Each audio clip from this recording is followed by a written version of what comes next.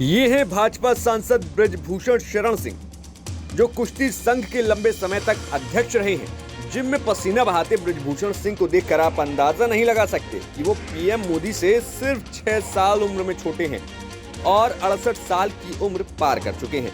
इन तस्वीरों में भले ही ब्रजभूषण सिंह जिम में पसीना बहा रहे हैं, लेकिन आज सोमवार को 5वें चरण में चल रही वोटिंग में उनके बेटे करण भूषण सिंह का भविष्य तय होगा। दरअसल लंबे इंतजार के बाद नामांकन की आखिरी तारीख के एक दिन पहले ब्रजभूषण सिंह के बेटे करण भूषण सिंह का टिकट फाइनल किया गया था, जिसके बाद 5वें चरण में वोटिंग जारी है। और बेटे की जीत को लेकर क्या क्या प्लानिंग ब्रजभूषण शरण सिंह ने की, वो उन्होंने माइक पर बता डाला।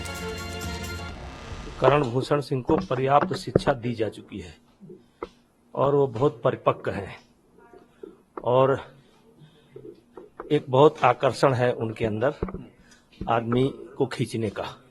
ये गॉड गिफ्टेड है और भारतीय जनता पार्टी ने प्रत्याशी बनाया, जिसको लेकर के हम लोग प्रसन्न हैं।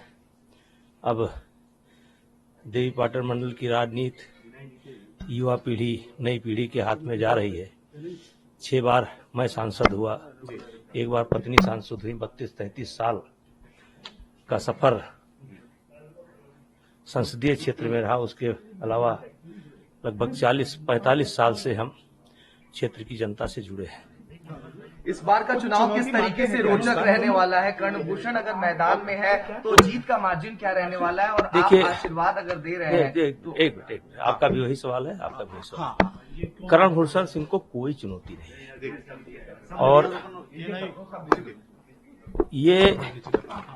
ये जो माहौल बनता है ये एक दिन में नहीं बनता है।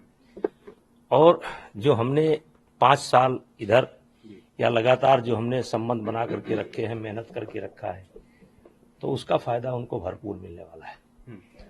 और 2,87,000 से पिछला चुनाव के अंतर से हम जीते थे। इस बार हमारा मानना है कि बहुत बड़ी मार्जिन, आप इसको अब कहां तक जाएगी कुछ कहा नहीं जा सकता, लेकिन एक बड़ी मार्जिन, डबल भी हो सकता है। अच्छा, दूसरी बात सर, किसी भी तरीके की चुनौती मानते हैं इस बार, हालांकि आप चुनाव नहीं लड़ रहे हैं, किसी भी तरीके की चुनौती मानते हैं, और ये जो चुनाव है आपके चेहरे पे आप मानते हैं कि इस लोकसभा सीट पर? देखिए, किसी प्रकार की कोई भी चुनौती नहीं है।